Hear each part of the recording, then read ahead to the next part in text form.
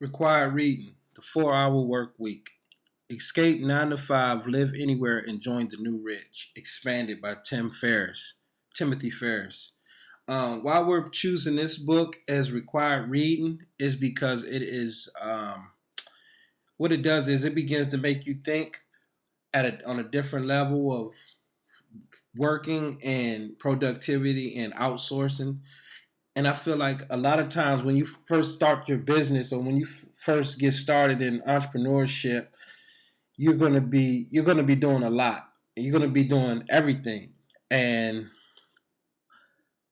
if you don't know how to separate yourself and begin to delegate and outsource these tasks, you'll be stuck. And when as the business grows, there's only one you. So you have to start thinking early about outsourcing, delegation, hiring people to do different things. And this book is just like an extreme way to like expand your thinking from an employee to an entrepreneur into like a super entrepreneur that can basically run his whole business, with the 4 hour work week. I mean, that's kind of extreme, but it's definitely a good way to start thinking and helping you develop a new mindset when it comes to entrepreneurship and owning your own business. So definitely try to read this book before you go into the next module, and we'll see you on the other side.